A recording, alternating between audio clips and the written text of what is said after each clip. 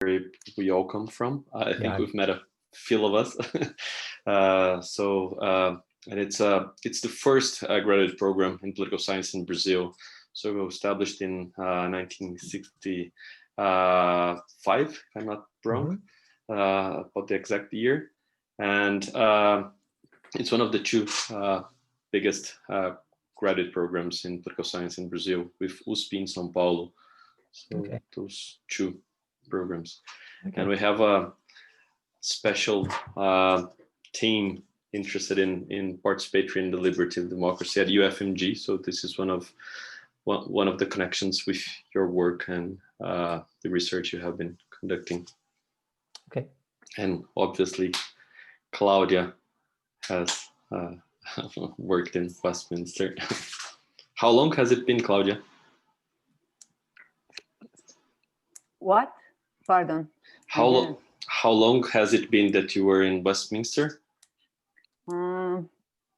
It was 2014, and I was thinking that I think we didn't discuss about my program there, because we were completely focused on the conference and something like that.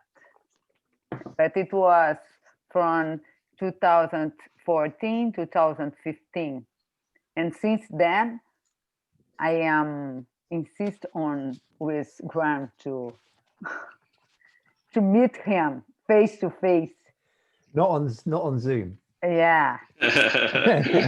but it's enough. It's good.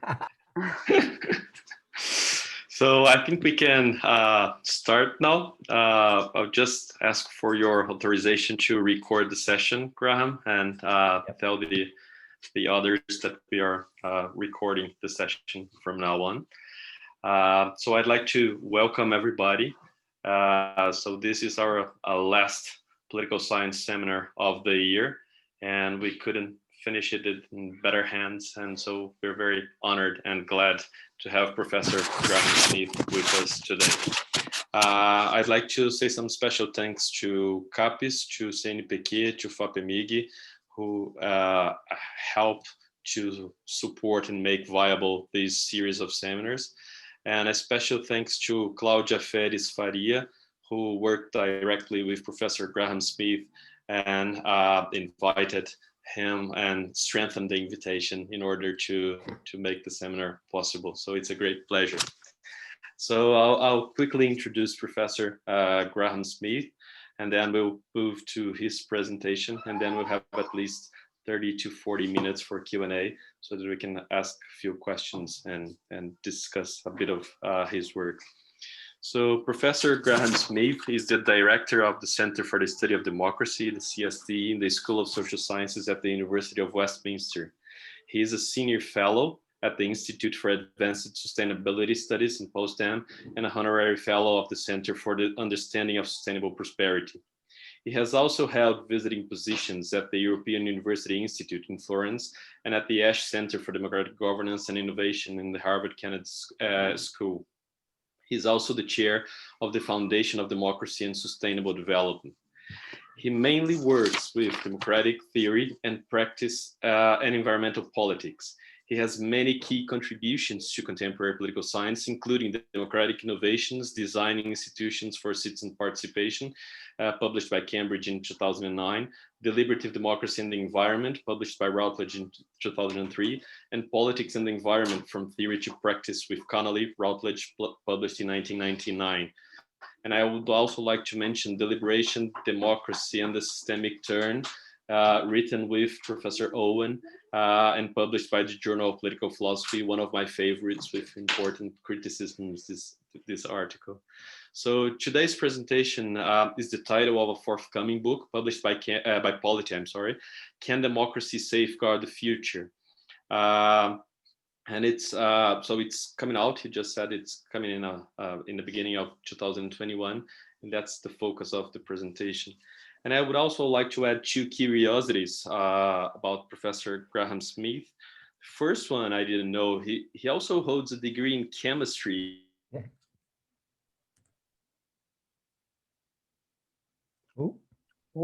Ricardo?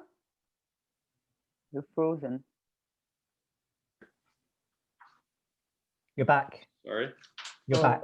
Oh, I'm sorry. So those are the two curiosities. No, we didn't hear them. We didn't hear Just the joking. curiosity. So the first curiosity is that he has a degree in chemistry, which surprised me. I didn't know that. And the second one, which I obviously knew, is that he was one of the most brilliant and insightful and kind persons to meet in conferences and workshops in this discussion of new ideas. So it's a great honor and pleasure to have Professor Graham Smith with us. So the floor is yours, and we'll be listening here. Thank you so much, Ricardo. I'd like to thank Ricardo, and I'd like to thank Claudia, and also Leo, because they've, between them over many of years, have tried to persuade me to come out to Brazil, and it's only because of personal circumstances and ecological concern that I've not actually made it. I hope to come and spend time with you, but as I say, this is the only option we have at the moment, and I hope that I find you as well as can be expected in these difficult times. The title of the presentation, as is said on the screen, and as Ricardo said, is "Can Democracy Safeguard the Future?" And this is a book that will be coming out next week or so, actually. And it was really it was going to be a very long book and a very studious book, and then I talked to Polity, and I decided it's a very short book. So it's a really good book because it's kind of like a 40,000 words rather than a sort of 100 words tome. And it's really tried to capture some of the my thinking over the past decade or so, or maybe even longer. My PhD, which turned into a book, was on deliberative democracy and the environment. And in many ways, this is a return to that work that I did maybe 2 or 3 decades ago. It comes from my academic work, but also, as Ricardo suggested, from my political work with the Foundation for Democracy and Sustainable Development, and more recently, the political work I've been doing around citizens' assemblies. And I'll talk about some of that as we progress. So that's the book. There we go. That is it's the short book of from the Democratic Futures series in Polity. And so I'll kind of give you a summary, a bit of a flavor of the arguments that I make in the book. And the first argument is really a sort of critique of democracy that accuses democracy of being myopic, of being short-sighted, of actually not being able to deal with long-term issues. And within the book, I start the book with a sort of an analysis of very brief analysis of a series of issues that democracies have dealt with badly over the years. And climate change is quite clearly a systemic problem, and obviously COVID and other pandemics really expose that short term, the incapacity to think long term. I was reading a study today that two years ago, I think, or 3 years ago, declared that the United States and United Kingdom were the best prepared for pandemics. Well, if that's best prepared, then I really don't know what prepared is. And we can also see this around health and social care, pensions, housing, education. What are we going to do with nuclear waste? And then emerging technologies, sort of existential risks associated with nanotechnology and artificial intelligence. Democracies just seem not to be very good at dealing with long-term issues. And in the book, I kind of look at 4 explanations as to why that might be the case. And the first one is a very simple argument.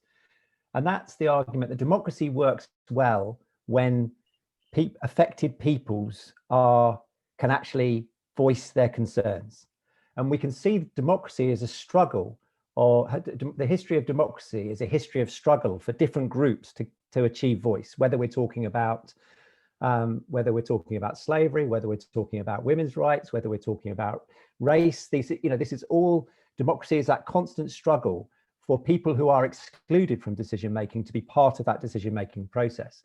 The problem for future generations is they have no voice. They are not, by definition, they are not present. So we've actually got a group of people who are affected by democracy who are by definition absent from the decisions that are going to affect them. So we've kind of got a systemic problem there with democracy in terms of ideas of participation or ideas of representation. Secondly, we've got the problem of electoral cycles. And here we can think of a number of issues, but The primary one being the argument that political parties are, most of the time trying to consider what will get them elected at the next, in 3 or 4 years' time. So the idea that they'll make long-term promises or they'll have long-term projects which they're committed to is it's not impossible, obviously not impossible, but the incentive structure within democracies is not to prioritize those sorts of issues.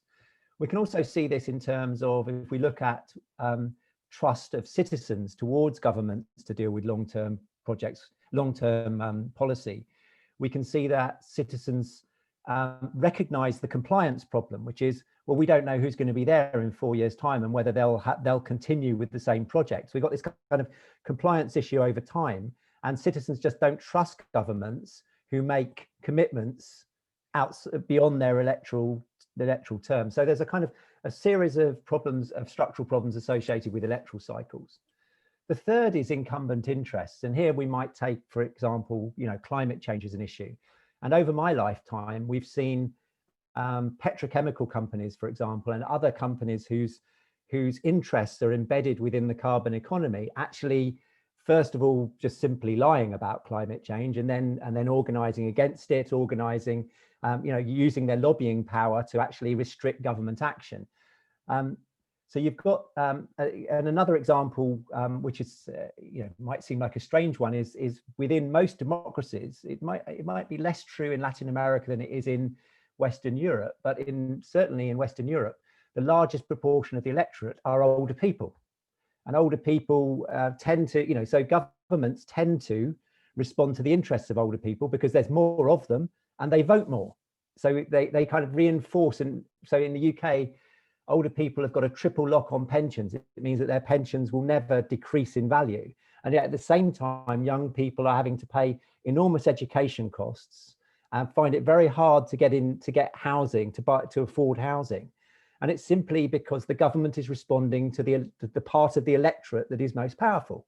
So those interests can be varied. And we can also think about interests within governments, and different parts of governments having their own interests, some being long-term, some being short-term. So, and again, another structural barrier. And the third barrier, I think, would be, however we think of contemporary capitalism, but if we think about it in consumer terms, in terms of consumption, the kind of pressures that we are under that we're put under to consume, to actually, that consumption is seen as a sort of status. We can look at it in terms of the way that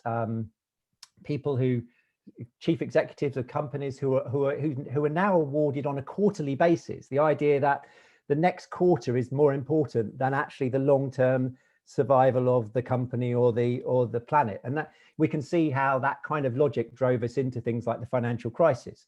So we can look at the non-presence of future generations, we can look at electoral cycles, we can look at incumbent interests, we can look at contemporary capitalism, and we've got a series of different types of explanations as to why democracies are poor at dealing with long-term issues.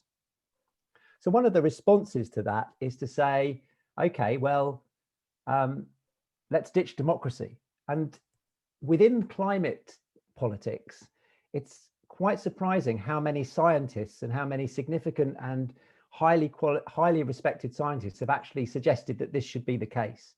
So, for example, James Lovelock, who was the guy who invented the Gaia hypothesis, says even the best democracies agree that when a major war approaches, democracy must be put on hold for the time being. I have a feeling that climate change may be an issue as severe as a war. It may be necessary to put democracy on hold for a while. And secondly, another example, Lord Martin Rees, who was a really significant scientist in the UK, said only an enlightened despot could push through the measures needed to navigate the 21st century. So the kind of argument here is that democracy has failed us. We need to look for an authoritarian solution. Now, we can come back to this later in questions, but I think there are all sorts of reasons why this is a problematic set of claims. But one of them, just empirically, and this comes from a book by a friend of mine, Roman Krasnarich, called The Good Ancestor, where they created a long-term index. They looked at how well different political systems dealt with things like climate change, health, and all the things I listed in the front of the presentation. it turns out that although democracies aren't doing well, they're doing a lot better than authoritarian regimes. If you look at this, you can see up here the cluster of democracies that deal reasonably well with long-term democracies, and you compare that to the number of autocracies, and then you look at autocracies in terms of performing badly and democracies. So democracies are outperforming autocracies. It's just they're not doing very well in terms of the standards that those of us who are worried about long-term issues would actually believe need to be reached. And there are reasons why we can imagine why authoritarians would be pretty bad at dealing with climate change. One is this assumption that authoritarians are going to be benevolent towards things like climate change. Authoritarian leaders, what we know about authoritarian leaders is when they get into power, they concentrate that power. They concentrate that power in order to fulfill their own desires rather than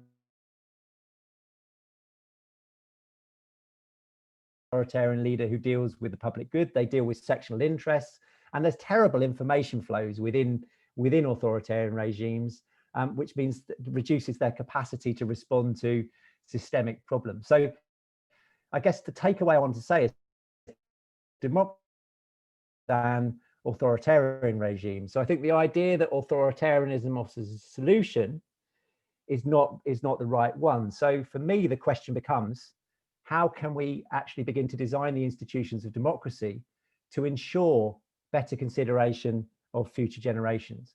And what I've done in this project is I've done two things. One is my main focus has been on those institutions, those rare institutions, those niche institutions that have actually been designed by democracies to try and make democratic decision-making more long-term. And also looked at some of the proposals as well.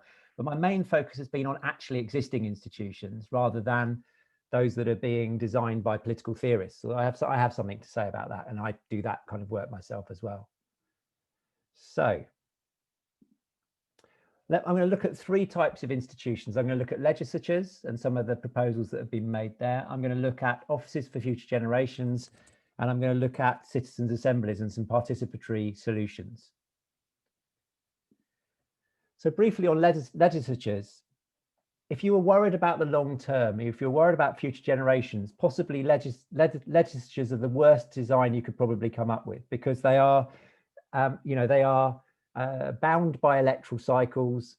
They are famously influenced by special interests, and whether that's internal parties or external actors, and they just simply don't have there are no parties don't represent future peoples. So in a sense, there's almost like, if you could design an institution to do poorly, it would be a legislature.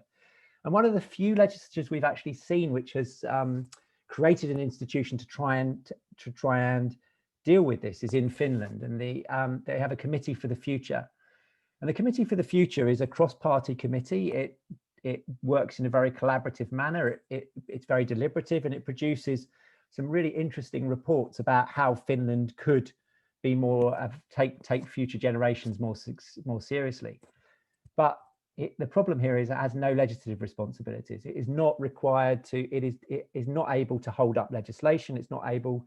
It doesn't have a scrutiny function in that way. Its only required function is to respond to the government's. The government makes a statement on future generations once a term, once every 3 or 4 years, and the future committee for the future generations responds to it. And that's the only thing it has to do. The rest of the time it's doing exploratory work, it's doing a set series of reports and research. Now, a lot of significant politicians in Finland have gone through the committee for the future, so it seems to play an important role in terms of building the capacity of Finnish political leaders to think long term. And I think most of us would recognize Finland as a leader in this area. So maybe this committee has an important sociological role in terms of creating the capacities of future leaders, but it doesn't have a significant role in terms of actual political decision making. In terms of how we might make legislatures more long term, there have been a range of suggestions which have included, for example, the idea of representatives of future generations who would be, maybe we'd have 2 votes, one for present representatives, one for future representatives.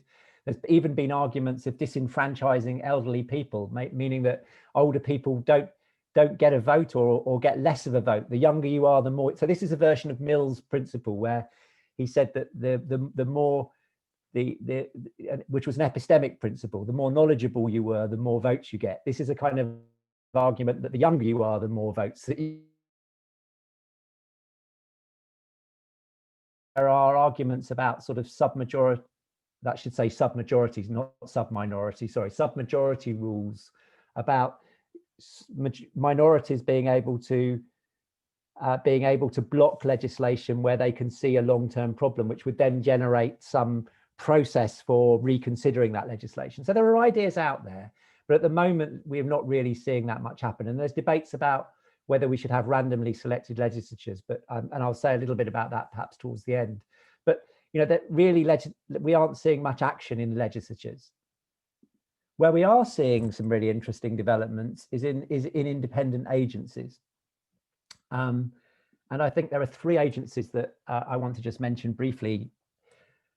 This is the Knesset, the Israeli Commission for Future Generations, the Hungarian Commissioner for Future Generations, and the Welsh Commissioner for Future Generations. And these are really new, novel, well, I'm not new, 2001 was the first one, but they're very rare institutions, and their history gives us some sense of how difficult it is for democracies to sort of deal with long-term issues. So the Israeli commissioner was around for one term. He lasted one term, and he had a capacity to delay legislation. What he could ask for more information. He could ask for future impact assessments on legislation. And basically, the long and the short of it is that the members of the legislature, of the Knesset, created this commissioner because they recognized that they were thinking short term.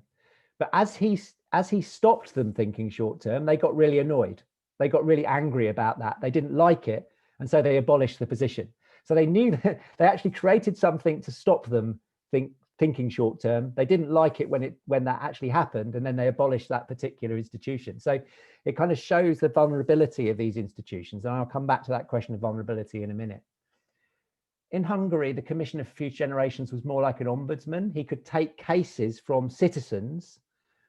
In the Hungarian constitution, you can there is protection for environment and future generations. So citizens could bring cases to the commissioner, which could be they would then take to court to see if they could block that particular action.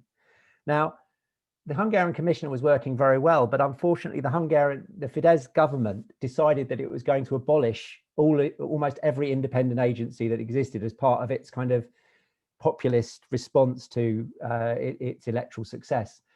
Funnily enough, the commissioner survived as a deputy commissioner, but the twist in this, being a nationalist government, is that it now has its mission is now to protect the future generations of Hungarian citizens. It doesn't really matter about other citizens, just Hungarian ones, but it still exists, but it has less powers.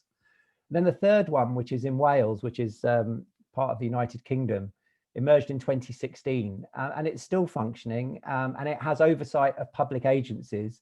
These public agencies in Wales are committed, there's a legislative commitment that they are required to produce future generations reports, to actually embed it within their working. But the Future Generations Commissioner, a woman called Sophie Howe, she doesn't have the same powers as the Israeli and the Hungarian commissioners. So there's the logo of the Welsh commissioner. So I think there are some really interesting issues that are generated by the idea of independent agencies for future generations. And the first is, and they're normative and sociological legitimacy questions about the role of a future generations commissioner. The first is lots of Democrats are really suspicious of non-elected bodies which have independent power.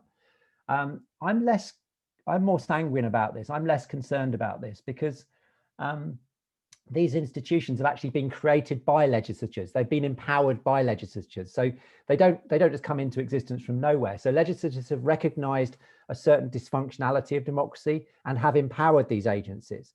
And we know that legislatures have that power because they've also abolished them as well. So I don't think that's a significant position. I think there's more. I can understand why people get concerned about independent courts, kind of, you know, Supreme Courts, those sorts of bodies. But offices of future generations, they're typically grounded within legislation rather than having that independent constitutional power.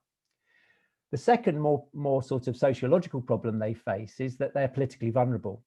And one of the reasons they're politically vulnerable is they have no constituency because future generations don't exist. The same problem as I talked about before. So whereas other independent agencies usually have a constituency, you know, so there might be an independent agency for farming and then all the farmers are supporting it. There might be an independent agency around banks. So you've got a bank constituency. But for Future Generations Commissioner, there is no constituency for them. Maybe sort of environmental actors, but these are, you know, not as strong.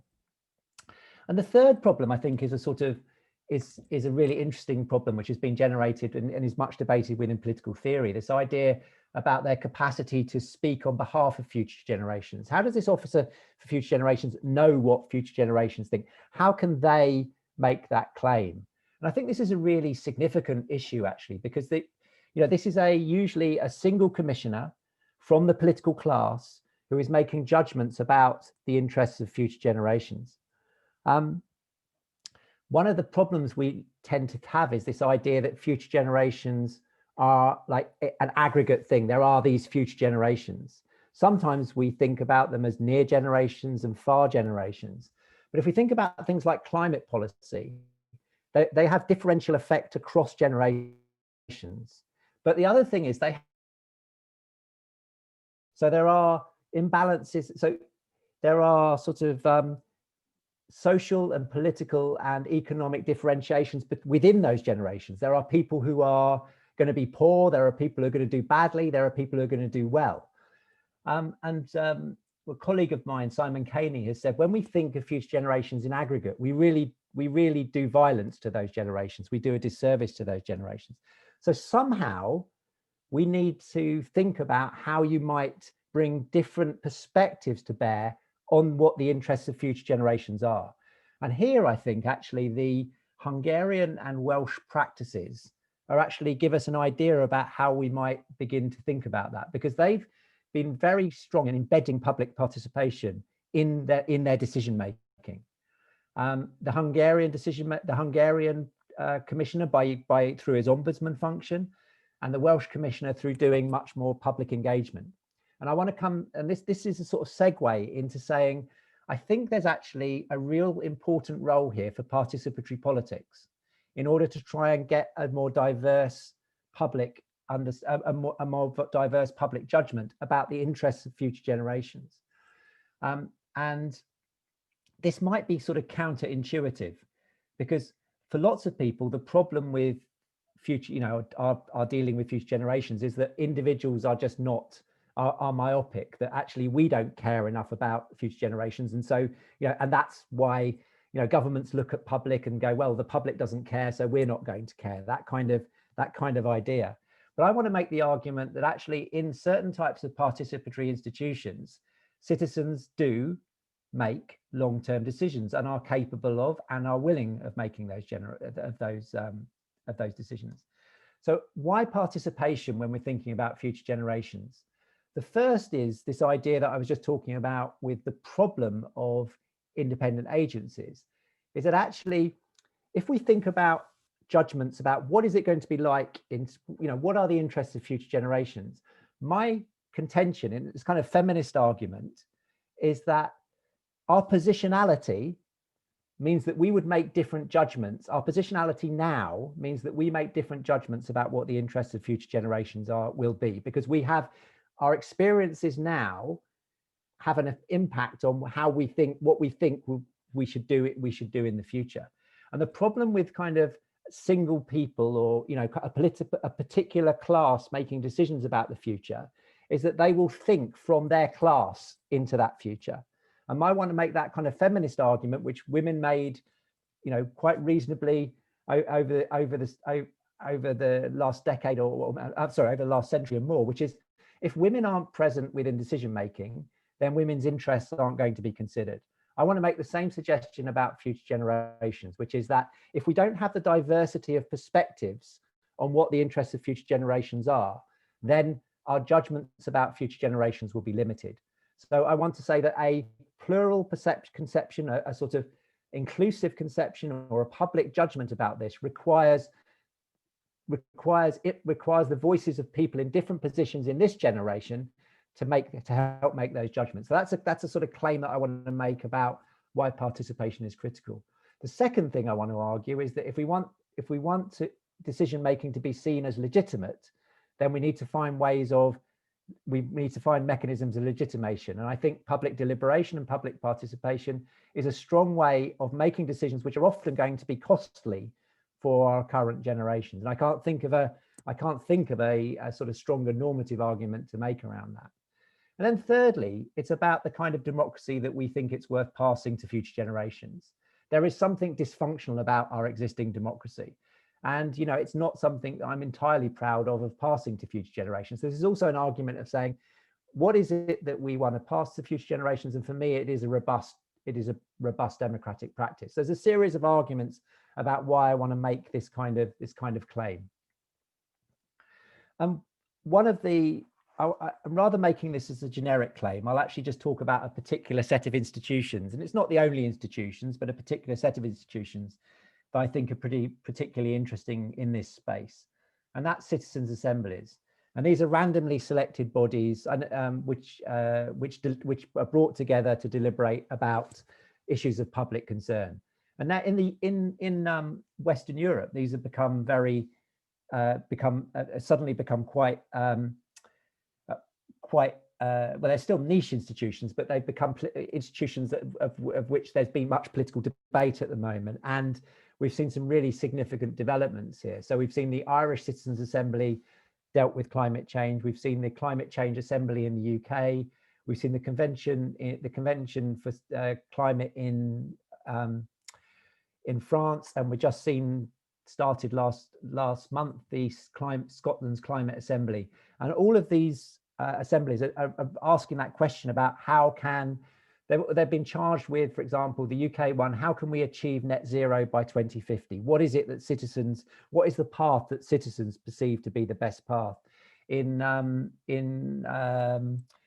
France, they were asked to think about how we can reach 2030, reducing by about 45% carbon emissions, I think. Scotland's also been asked about how do we get to net zero by 2050? The Climate Assembly in Ireland was asked, how can Ireland become a world leader in climate change? So these are really, kind of being asked serious, serious institutional questions that currently are being, very hotly debated within the political class. Lots of people think these citizens' assemblies have come from nowhere, but actually there's kind of 50 years of practice here. And this is, practice on things like, the Danish Board of Technology has been dealing with all sorts of challenging scientific issues like policy on transgenic animals. We've seen organizations like MassLBP in Canada dealing with planning issues, large-scale urban planning issues. We've seen people dealing with environmental issues. All sorts of different issues have been dealt with these kinds of deliberative mini-publics. But these sort of citizens' assemblies have taken it up to another level because they're typically at national level, which has been a significant step up. I want to say that there are two characteristics about these assemblies that make them particularly apposite for dealing with long-term issues. The first is the use of random selection, the use of stratified sampling, and making sure that these bodies have similar characteristics to the wider population. And the first is it means that they are the most diverse institutions within democratic practice. I mean, they have the perspectives from all across society. So that means that they have a diversity of perspectives on the interests of future generations. So when they come to judgments, they are a collective judgment from the different positions across society. And secondly, because they're randomly selected, they don't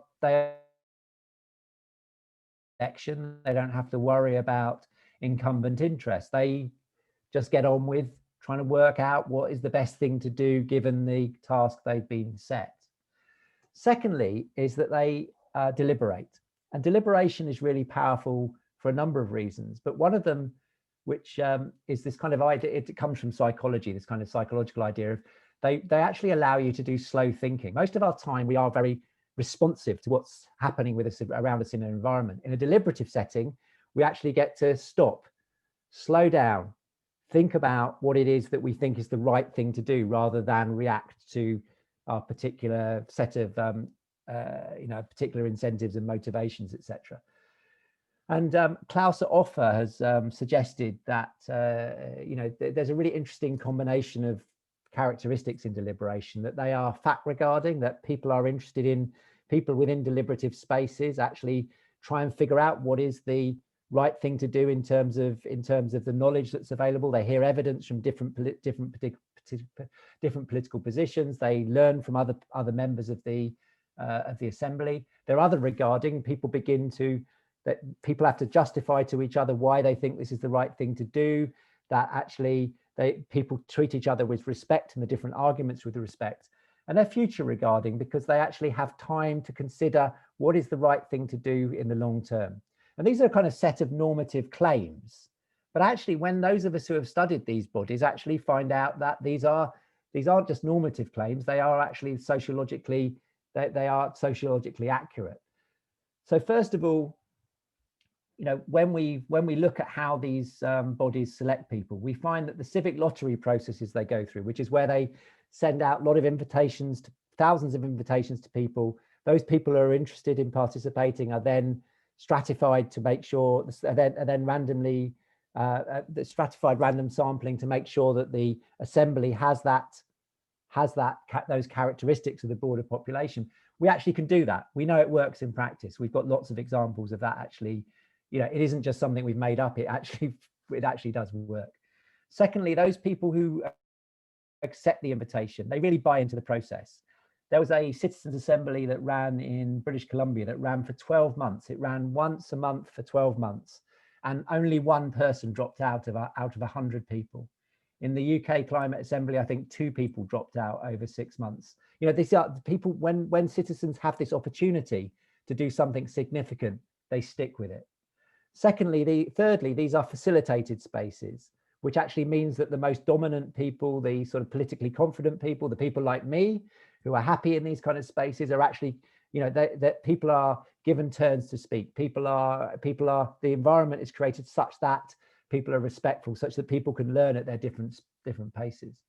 What we found is that citizens are willing and able to deliberate and come to recommendations on incredibly controversial and complex issues. And what's important about this is the outcomes that they come up with are more future regarding. I mean, just look at, there's lots of criticisms about the Climate Assembly in the UK, but one of the things we can see from that is that citizens have created a path to net zero. They've a clear path to net zero, which our government has never been able to do. So they've actually done something that our government is incapable of. The same has happened in France. So there are some design challenges, and I won't go through this very long. I can become a bit of a nerd in this area, so we won't say too much. But I think one of the really critical things that we need to think about is my last point, actually my first point and my last point, which is who gets to set the agenda of these bodies, and and who sets the task for them. But also, most importantly, how much impact do they have on the political decision-making process? I have a great worry, and some of the work that I've done that some of you may know about, that actually that there's a real danger that public authorities cherry pick those recommendations and those ideas and proposals that suit their existing agenda. So there's all sorts of problems about how these bodies are institutionalized in the same way as for offices for future generations. I think there's some really interesting developments happening here. In East Belgium, I was part of a group that helped design the first permanent Citizens Council, which is a randomly selected body that gets to choose what citizens' assemblies should be on. They take evidence from the government, they take evidence from Parliament, they take evidence from civil society, and then they decide what the Citizens' Assembly should be on. So we've got a really good example of how to do agenda setting in a different way. We can see in Oregon with the use of these randomly selected panels in giving the public information about particular ballots. And I think one of the most exciting developments is in Poland, where when citizens' assemblies run, Polish mayors agree that they will implement before the assembly. They agree that they will implement any proposals that receive 80% support within the assembly, which means that they've committed ahead of the assembly to actually take on board those recommendations that achieve almost, close to consensus within the body. And within Gdansk, there is evidence that the output from the Citizens' Assembly on flooding has actually really improved the situation in the city in the way that politicians weren't able to. And I have some other developments in the UK. These are bills that are currently in Parliament, where citizens' assemblies are being seen as a way of dealing with the climate and ecological emergency. This is being driven by Extinction Rebellion. And the other one, the Wellbeing of Future Generations Bill, which is the idea of, and this actually, bizarrely, this is something I wrote about in an academic paper and then was invited to come and help write a piece of legislation. I don't think it's ever going to get through Parliament, but it's a nice thing to have happened, which is where the new Office of Future Generations will work with citizens' assemblies to actually set the agenda and to review the work. So this is a way that and I think this is really interesting. This is where the sort of systemic view comes in, where actually an agency works with assemblies. And so it's not just one institution, it's 2 or 3 institutions in combination with each other. And I think that's a really exciting development. So my sort of take home from this stuff on citizens' assemblies is that given clear mandate, given adequate time and careful design, actually citizens are able to do this work. So I think there is room for a participatory politics in this kind of area. And we might talk about other participatory designs that also may be useful. I'm kind of interested in some of the policy councils that happen in Brazil. I'm not sure whether they have the designs that would help promote long-term thinking or not, but we can come back to that. So finally, and those of you who know anything about my work know that I'm really interested in this idea of sort of institutional design and principles of institutional design, or democratic goods.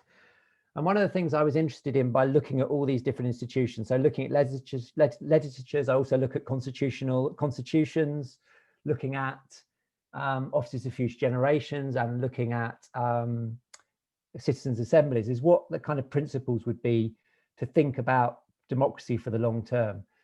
And some of these democratic goods are kind of goods that we're familiar with. So diversity is really important, as I said, to make those kind of judgments about the interests of future generations. Well, that looks a bit like the sort of principles of inclusiveness and principles of political equality that we're very familiar with within democratic theory anyway. Arguments for deliberation are not uncommon these days, issues about how to make good judgments, so, an empowerment, again, that's a kind of sound democratic principle. The one that I think is really interesting that comes from my work is that those institutions that look as though they're effective have a degree of independence from electoral cycles, and a degree of independence from incumbent interests. And I think this is an area of real difficulty for democratic politics, because there is this kind of tendency to assume that democratic politics equals elections. And I know deliberative Democrats have taken us some way away from that. But actually what my work is pointing towards is that we need to be thinking about what democratic spaces, independent of electoral pressures and incumbent interests, would look like. And so I think there's been lots of work being done on sort of civil society and independence of the public sphere and independent publics, etc. But I'm trying to make the argument we need to think about institutional design in relation to independence. And I think that question of independence, I can see lots of combinations of independence with diversity and independence with deliberation, but independence with empowerment and independence with institutionalization, I think, is where we're getting to see some really interesting tensions. And that's why I got interested in offices of future generations. That's why I'm interested in citizens' assemblies. But citizens' assemblies they're not that institutionalized at the moment. So how can we start designing these sorts of democratic goods into our democratic systems? Some of these are familiar to us, but I think other ones are actually pushing us in areas which some of us may not be comfortable with from a sort of traditional democratic perspective. So on that note, I think I'll end there. And that was rather a rushed presentation of some of the ideas from my book, but I hope some of it will be interesting. And I look forward to a conversation. And I hope that I hope there was something there that spoke to you. Okay, so thank you very much. So this thank is you for your Ricardo, this is the strange bit, because I can't see how whether anyone enjoyed that at all. We'll go back to the gallery mode once you. But then, yeah, people today, not so many faces show in the Zoom meetings, but please feel comfortable to show yourselves and to. Yay, there's people there. Yes. And to clap hands and to say hello. Wave, you can wave, yeah. Make this more human. But thank you again for your presentation. So now we have some time for Q&A. So please feel free to ask your questions directly or to write them in the chat. Felipe was the first one to send questions here. Would you like to read the questions, Felipe, and ask them personally? Please go ahead. He is muted. Você tá mudo, Felipe. I'm not sure if he's... Okay. Yeah. I think his microphone is not working properly. So I'll read the questions here. And so Felipe Mota, he's a PhD candidate in our program, working with environmental politics. And he has sent two questions. So how do you see Cristina Lafonte's critique of the inability of many publics and other deliberative forums as citizens' assemblies to deal with democratic challenges? In her new book, she says that they sometimes are unable to deal with the democratic ideal of self-government and operate as democratic shortcuts, not solutions for crisis. And the second question Felipe has sent is, so John Dryzek and Jonathan Pickering say a path dependence problem in the structure of liberal states block the development of solutions for the environmental crisis within we are. And they claim for more reflexive institutions as ways to overcome the challenges. How do you think this diagnosis and this suggestion interact with yours? And then I'm sorry, I didn't see he had asked me to read, so I apologize. He writes here, so you can read it.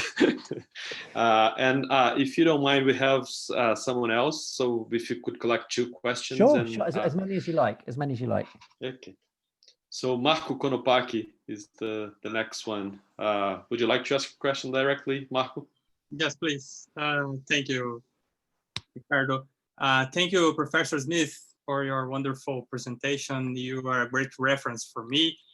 And I have many citations from your work in my dissertation.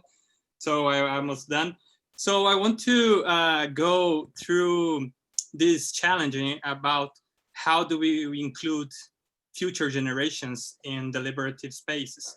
So with the advance of artificial intelligence and computational models that we can predict the future, if we can say that, based on variables that we can find in the environment.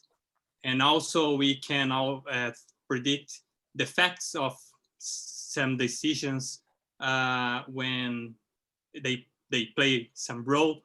So how do you picture those kind of computational based models on deliberative spaces? So they can play a real role, influence the deliberation, or we still have some problems to include this kind of data in this kind of space. Thank you. So we have some people registering for questions. I think I'll collect just the third one, then you respond to them, and we get back to the other questions. So These are big Leticia, questions. so Leticia was the third one to register for questions. Well, hello. Thank you for the presentation, Professor Graham. And I think I have a question about these institutional designs and participatory institutions regarding the matter and the problem to make the connection between the local effects of the dangers such as climate change and the differences between different localities and different groups of people, and especially how the effects are disproportional between countries and between the cities and localities inside the countries, and the fact that those are transnational issues as well. So many of those institutions are in the local level or regard the national politics, but we need to make a link between such issues. So maybe you can give some insights about that. Thank you. Yes, so please go ahead. These are hard questions. Good luck on your responses. Yeah. Okay. So, Philippe, Christina Lafont, she deserves a longer response than I'm going to give you, but I should just give you a part of it. I find her work really frustrating. And the reason I find her work frustrating is because she argues against mini-publics and says that we have to think about a participatory politics that engages all people, so it engages the broader public. Well, that's a kind of ambition of hers, and I would like, but there's no institutional design for how that's going to happen. There's no institutional sort of explanation of how that is going to be. So her critique of mini-publics is it's a selected group of people, and actually we need to involve the broader public. I would like, and I've kind of, I understand that, but I don't see how the broader public is to be involved. There is no kind of mechanism there. So for me, mini-publics are a second best solution until we've kind of worked out how to do participatory democracy on scale. I mean, they're not the only thing to do, but I find there is a trend within political theory of theorists who kind of criticize institutional designs without actually having kind of got an alternative solution apart from saying, oh yes, we've got to involve the mass public. And I find that unsatisfactory. So I recognize some of the limitations she puts on mini-publics, but I think that she needs to develop an institutional alternative, a set of institutional designs to show us how these things could be better done. I also think that empirically, so normatively, she's got an argument, which is kind of like a normative argument why she would like to see mass participation rather than mini-public participation, which I can support in some ways. But she also kind of bases this on a sort of quasi-sociological argument, which is that, and they are not trusted by the public. They should. There's no. But actually, what the empirical research that's being done at the moment is that the public seem to have quite a high degree of trust of these institutions compared to legislatures and compared to others. So I think there's a problematic argument there. And the final argument I think I want to make is, and it's a real frustration with deliberative democracy, with many deliberative Democrats, is they have such a faith in elected government, in elections and electoral politics, and I don't understand why. Because from my, somehow in their models, electoral politics works perfectly, but actually in actual politics. So I've got a whole series of issues with Christina, which are related to her kind of her unrealistic perception of how politics works in practice. So it's not a satisfactory answer, Philippe, but I think there's a series of issues that I also think that mini-publics do have a legitimacy, which she doesn't recognize, which is related to the fact that you are bringing, I think the connection between random selection deliberation generates a form of legitimacy, which she doesn't give enough credit to. But I'd be really happy to give you a more reasoned response, and maybe we can have an interchange about it if it's something you're interested in. The second with Dryzek and Pickering, I think John Dryzek and I have talked about this sort of thing, and I think he would say that some of the institutions I'm talking about are the kind of ways that democracies can be more reflexive. An Office for Future Generations, if you like, has been created in recognition of a dysfunctionality of democracy.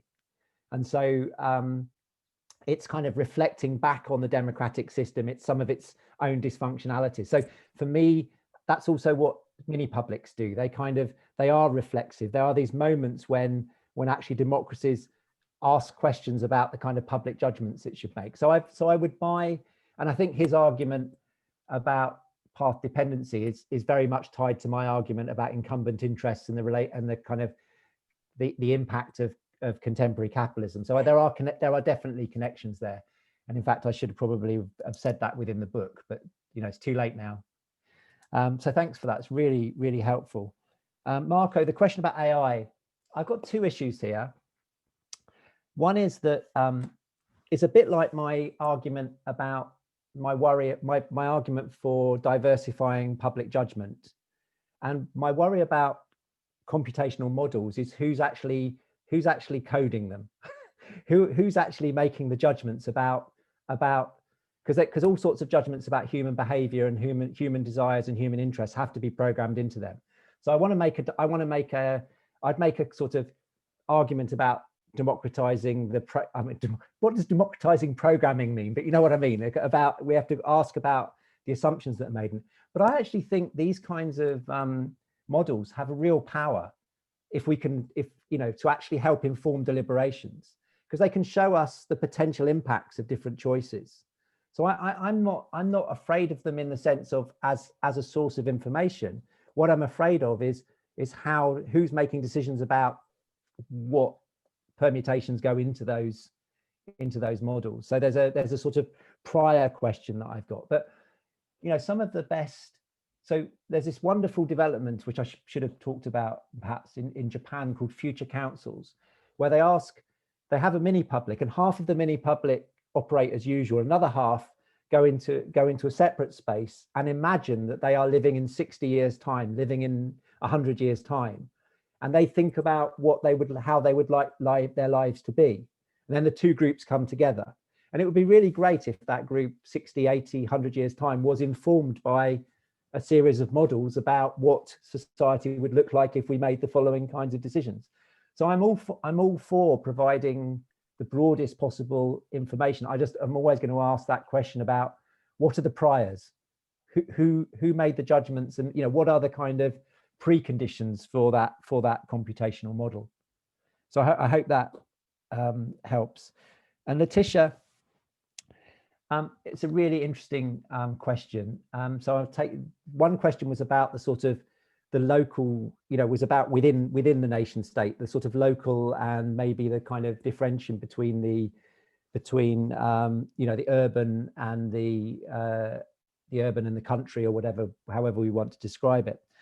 And one of the reasons I'm very interested in citizens' assemblies is because they ensure that the people within the assembly have the characteristics of the broader population. So you select on geography, you select on age, you select on gender, you select on social class. So you have this diversity of perspectives. And we ran a citizens' assembly on Brexit, and there were 2 or 3 people in there who were from Ireland, and they met from Northern Ireland, and they started talking to people about the effect that this is going to have on Northern Ireland. And at that point in the political debate in the UK, that issue had not been raised at all. They were able to bring their lived experience from their geographical area of, the more remote area of the United Kingdom to bear on the discussions. And so when when the assembly laid out its principles, one of the third or fourth principle of it is that we should take into account the diversity of geographical locations around the UK and not be just focused on London.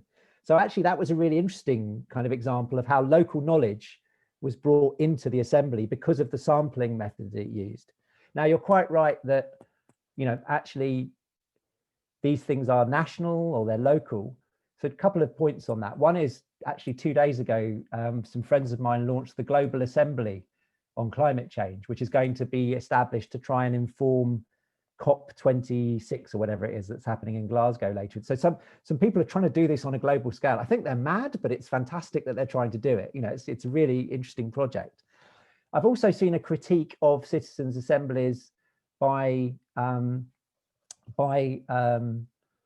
post-colonial activists and by activists from the South, saying, you in the industrialized West get to run a citizens' assembly of your population when actually we're the vulnerable population from this.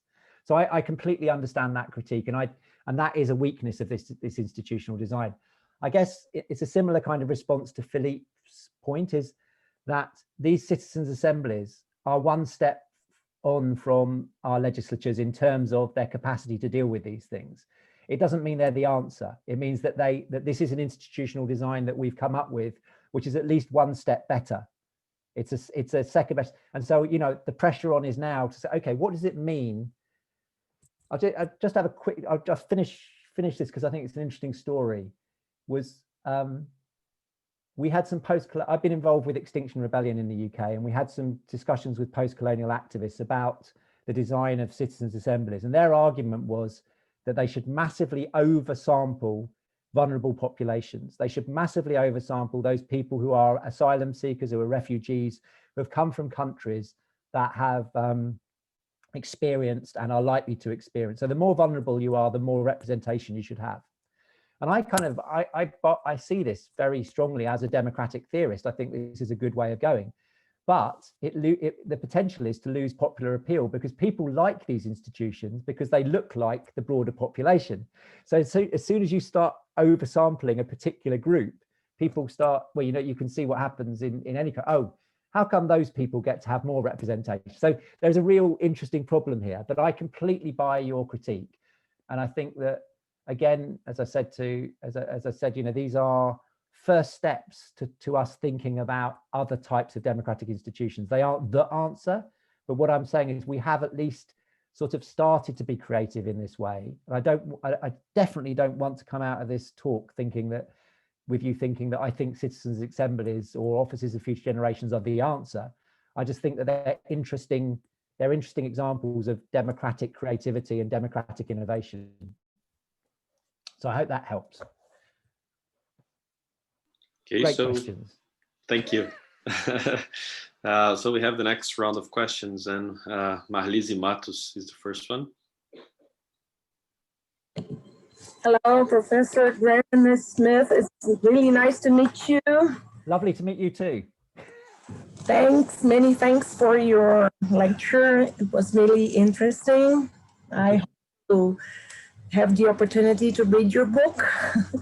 And I am an academic feminist here in Brazil, in our department. I am the coordinator of a center of women's studies here.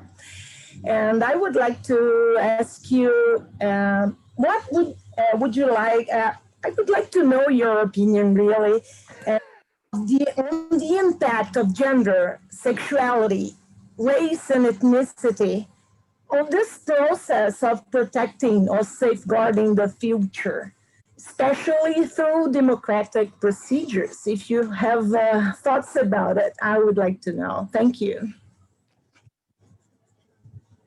Thank you, Marlise. Gustavo is the next. Gustavo Sabar. Hi, everybody. Hey. Hello, Professor Graham. It's a pleasure to talk to you, and thank you for the presentation. First of all, I'd like to talk. There's some workers here working in the grass, cutting the grass in my condominium. Maybe it will be some noise. If the noise is too much, you can talk to me, because maybe I'll have to finish my talk, and I can write, because it's very noisy here. I don't know. No, it's fine. We can't hear it. We can't hear it. Now it's they took a break. They're coming back right now in a while. So first of all, I'd like to say that I'm a big enthusiast of the new forms of participations. I think it's very important and all. But I really enjoyed our presentation, and I'll definitely read our book. But I'd like to make some kind of provocation. Yeah. I don't know if this word had some bad meaning in English, but that's not my... No, it's perfect. It's perfect. It's fine. Yeah, it's fine. That's just a provocation for us to think that sometimes when I read these kinds of word thinking of these problems we face with modernity, like the environmental problem, but among others, I think that sometimes it seems that maybe we are treating the symptoms and we forgot a little bit about the root of the problem. I will explain. You raised the question of the socioeconomic system, and there's a lot of researchers, and I include myself among them. I'm a PhD candidate here in UFMG that thinks that we have to think about the limitations of the socioeconomic systems that we live today, the capitalism, clear reform. And I'd like to ask you if you maybe we're not we shouldn't take we should ask first if we can, in capitalism, if we can face these problems with a new redesign of the institutions, because I think you were asking what institutions we can build to face these problems, but the real question shouldn't be, can we redesign the institutions and face these challenges in this system we live today with all the limitations it has and everything. Thank you very much for your presentation. It was very good. Thank you. Then the last question of this round is by Luisa Jardim. Obrigada. Hi, Professor. Thank you for your presentation and your time. I wanted to ask you, it's a bit similar to what you were explaining to Leticia, but I wanted to know your opinions on the global agenda of the UN, the SDGs, the Sustainable Development Goals, and also about what they say about the local implementation of the SDGs and the participation of the population, because they mention it in some of the goals that the population should be involved. So I wanted to know what do you think about this agenda, and what do you think has to come after 2030? So after we reach this part of the agenda, what should be the next goals, the next agenda? Thank you. Thank you. Okay, so we've got the issue of difference, the issue of capitalism, and the issue of sustainable development goals. Okay, but no, small questions again. So, Melissa, I think I was trying to allude to this in my talk about the argument for diversifying public judgment. My worry about electoral politics and about is this sort of creation of, historically has always been the creation of a political class. Yes, that political class is more diverse than it used to be, but it's still a class which has different sets of experiences and expectations and interests in relation to in relation to the broader population. And typically, that will mean that it is less it's less inclusive and responsive to the interests of those people, in relation to gender, in relation to sexuality, and in relation to race. We know those arguments are well rehearsed. And my concern is that if we don't diversify the public judgments about future generations, then the current differentials within society, current economic differentials, current social discriminations, etc., will just be reproduced in future generations. Which is why I'm very interested in trying to think about how you create democratic institutions that embody that diversity. And I think citizens' assemblies are one attempt to do that. I don't think that they are the answer, and I don't think there is an answer, but it is one example where we see a more diverse body of citizens brought together. I think there is still a problem in citizens' assemblies, and I alluded to that at the last answer to Letitia, which is that will mean that within that body, well, gender is fine because not, there's a 50-50 split within it. But when we come to other protected characteristics, which term we use in the UK, when it comes to questions of race, when it comes to questions of sexuality, and other hidden, and when it comes to disability and certain hidden inequalities, then actually they will still be at a structural minority within that assembly. So for me, we've got citizens' assemblies take us some of the way, and they take us, and again, this responds to the earlier point I make, they take us a step further than legislatures legislators do in terms of generating public judgment,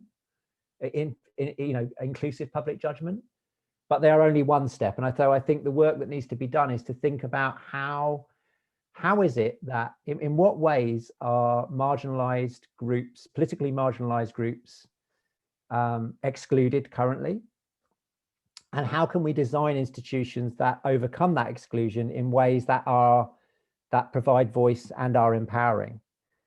And as I say, I still think the kinds of institutions I'm working on are not good enough. They're better, but they're not good enough. So I think, so I go back to my point, which is making judgments about the interests of future generations in ways that recognizes that they are going to have differentials in relation to economic, social, environmental, and other factors, means that we need to have people in our generation making those judgments with that diversity. So I think there is an agenda there. I think that what's interesting for me is the future generations agenda has always been a technocratic agenda, this thing for scientists, this thing for sort of a certain group of elites. But actually I see it as a very political agenda, particularly for groups that are currently disenfranchised, because their disenfranchisement will continue if judgments about future generations are made by people who do not experience those particular differentials. Does that make sense, Melise? Okay. So I think this is a really rich area for feminism and post-colonial studies to actually engage with these debates around future generations, which have really been around climate change experts and things. And I think we need to democratize that conversation. Gustav, great provocation. Yeah. Oh dear. One of the things that I can be accused of, and I accuse myself of sometimes, is actually prolonging the capitalist system by putting a sticking plaster on the democratic institutions that have failed us so far. I really sometimes do beat myself up about that. So I have this kind of dual, and many people have pointed this out to me. I have a contradiction in my soul, which is this sort of, I am a democracy activist and practitioner, and I'm a climate activist. And sometimes they push me in opposite directions. So I think this is a real conundrum. And I think it comes down to that question about, can we restructure and reform democratic institutions? Or my nephew is an anarchist, and he says, no, there has to be a revolutionary moment. This just can't be possible. But I still have enough faith in the democratic project. My problem about democracy, actually existing democracy, is it hasn't engaged enough in the democratic project. So I'm still in that space where I want to wrestle. I want to at the same time wrestle with actually existing institutions and say these can work in different ways, and if they work in different ways, this allows us to start reshaping the relationship between politics, society, and economy. And the other part of me says that part of the work that we're doing with things like citizens' assemblies, with like offices for future generations, is we are doing what what's the guy's name? The guy who died recently, who wrote the Real Utopias series. Oh gosh, hang on one sec. Eric Olin Wright. Eric Olin Wright talks about real utopia. And he talks about we have to actually start building alternative ways of doing democracy, doing economy, doing social relations in the here and now, and not just imagine them in some future. And these are kind of, I see these as exercises. Sometimes I see these exercises of compromise. I see them as exercises of co-option. And I get very worried that my work is actually prolonging the very structures that I know are dysfunctional. Other times I look at this stuff and I think, actually, you know what, these are examples of real utopian moments. We run a citizens' assembly and you create a space within which 100, 200 people actually have respectful conversations with each other, work together collaboratively. And that's a real that's radical politics just by doing that. So I kind of move between these two positions, Gustavo. So I think your provocation is well made. And I think it's a real tension that we all live with, particularly those of us who are primarily see themselves as Democrats, but also recognize the sort of impact of the socio-economic system. And yeah, you got me on that one. So you can be this is how long have I been working on this stuff? 20 or 30 years, and I still haven't figured out my position on this. And finally, Luisa, yeah, the SDGs. So I do a lot of work on the SDGs with my foundation, the Foundation for Democracy and Sustainable Development. And the SDG we do a lot of work on is actually SDG 16, because that's the SDG that actually talks about governance. And within that, you've got the closest commitment to democratic form than they don't use the word democracy, but they use the word participatory, inclusive, representative, accountable. And so I think one of the problems with the SDGs is everybody's got their own favorite SDG. So I'm a climate activist, so it's SDG 3 or SDG 6 or whatever it is. I'm a women's activist, so therefore I've got my SDG. And I think SDG 16 is the really critical one, because it's actually saying that, we need to create the institutions that will enable the other SDGs to actually be realized. I think one of the problems with the SDGs and one of the problems with other global processes is as if we get the SDGs, if we've achieved the SDGs, we're finished, it's done. And that's not actually sustainability, and social sustainability, environmental sustainability, financial sustainability, whatever we want to talk about, is a process. It's going to be a struggle. It's going to be a continual struggle. It isn't about achieving one goal. So for me, it's actually putting processes in place that allow us to deal with that struggle. And so for me, SDG 16 is about investing in civic infrastructure, investing in democratic infrastructure, investing in institutions that actually can embrace this. And my worry is that we all get so worried about the targets that we end up forgetting that we need to put processes in place. And so when the SDGs, when we get to 2030 and we look back at the SDGs, it'll be kind of like, did we make it? Yes, no. It'll be like a checklist. Actually, for me, the question will be, did we put the infrastructure in place such that we can continue to work on these areas? And that's the bit that worries me, because most activist groups and most governments pick off the individual issues that they're interested in. And they don't recognize that actually the SDG agenda is potentially a really radical agenda about building an infrastructure to deal with these sorts of issues over time. And I think that's what worries me. Does that make sense to you? Okay. Okay, so if it is okay with you, Graham, we have 10 more minutes and two last questions. Is that okay? So the first one is by Lucas. Lucas Veloso. Hi. Hello, everybody. Thanks for your lecture, Professor Graham. It's a pleasure to have you here with us. And I'm, thank you. I'm currently contributing with Professor Fabrino in a citizen assembly project on the topic controversy of genetic editing. However, the pandemic context imposes important challenges, a puzzle, to be honest, which is to design a digital citizen forum.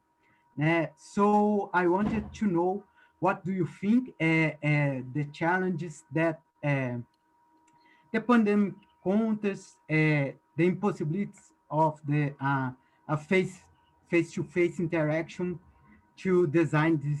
And if you have examples, literature indications, in time to talk later in another occasions about this topic. Sure. Thank you very much.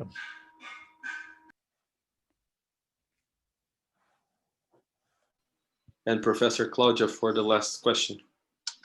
Is she allowed to speak? Is she allowed to ask me a question? Yes, the last one. No, it's not a question. First of all, thank you very much for being with us today. For me, it's a pleasure to see how you still are optimist with democratic innovations and their capacity to safeguard our future. It's a great pleasure. But it seemed to me that your concern are more with long-term outcomes, such as education for the future, than with the short-term outcome, such as inclusion, some part of people, and so on. What do you think about that? It's a kind of provocation. Yeah, no, it's not a provocation, but that it's a kind of create a stance, as you wrote in your famous article with Owen. What do you think about? What was that? What was the last point about David? And what was it? When you wrote the article about the deliberative system, you called our attention about the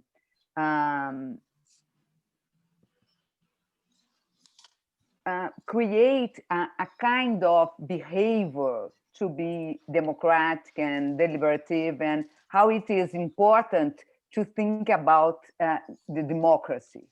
And Yeah. it seemed to me that your concern is with it. I don't know it. Yep. Okay. Thank you. No worries. So, Lucas, yeah, we can talk some more about this, but it's very funny because I've done lots of, so if you've looked at if any of you have looked at my work, I'm not just interested in citizens' assemblies. I'm interested in all sorts of different things. But what's happened is that citizens' assemblies have kind of exploded in this country and and across Western Europe and in America even. And so a lot of my time now is taken up giving advice to people about how to run citizens' assemblies, because there aren't that many people. So I often say I've been working on these things for 20 years, and for the first 18 years, no one cared. The last 2 years, it's gone absolutely crazy. So I've kind of been in that world for the last 2 or 3 years with practitioners. And you can imagine when COVID happened, many of them were in the middle of citizens' assemblies, and some of them were planning citizens' assemblies.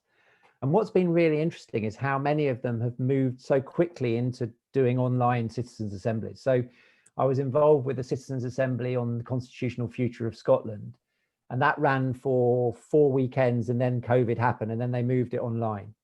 The UK Climate Assembly had the same problem, and the French Assembly had the same problem. And then we thought, okay, and they worked fine. They worked fine. Then we thought, okay, maybe they worked fine because they'd met face to face first. Yeah. That actually they built up a relationship and then they could work online. And I think there is some truth in that. But the Scottish Climate Assembly and the Polish the Warsaw Climate Assembly, and I think or it might be the Polish Climate Assembly, I can't remember whether it's national or local.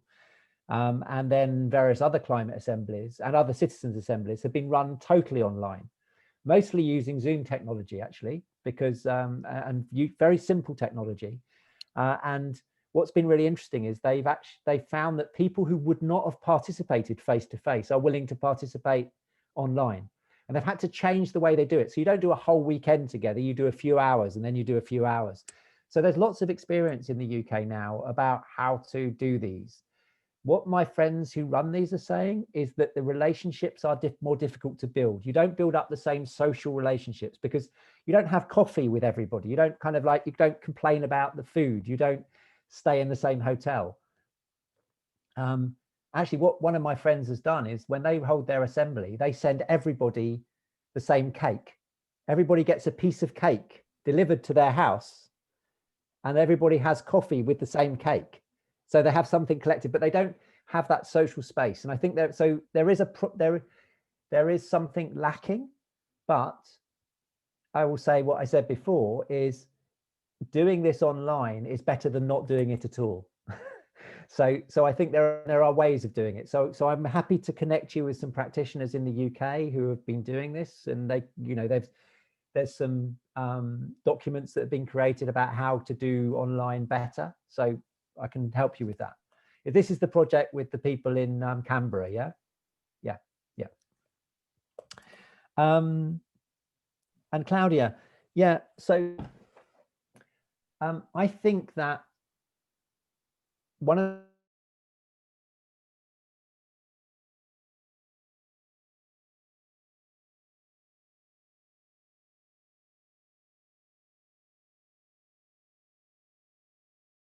like Martin Rees and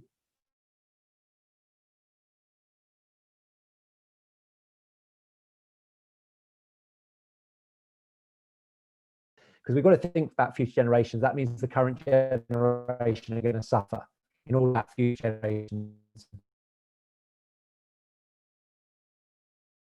I don't see it as a zero-sum game. I see that there are different ways that we can develop as a society over time, which are sustainable. And some of those ways privilege particular social groups now, and will privilege those social groups in the future. Others allow us to respond to problems now, and social and economic problems now. And by doing that, we actually create a more sustainable future. So I think the idea that somehow we can avoid dealing with current social problems and get it right in the next generation is just ludicrous. So I think actually that one of the reasons that I think that participatory politics in this is important is because those groups that are marginalized now need to be part of that decision-making process in order that their interests in decisions that we make about the future aren't discounted.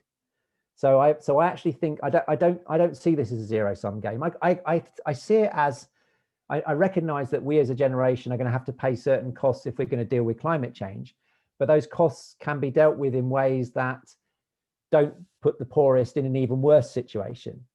There are ways of dealing with this that are more equitable for the current generations.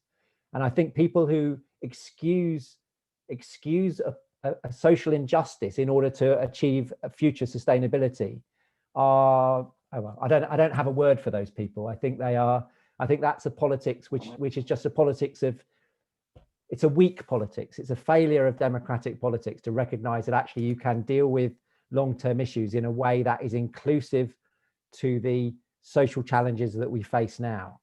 And I think one of my reasons for arguing, and this is what I was responding to Melissa about, was the argument that if you don't look to democratic and inclusive decision making now about future generations, you will get the problem that our current generation, those people who are marginalized now, will be sold out for a future when actually those people will be sold out in the future as well.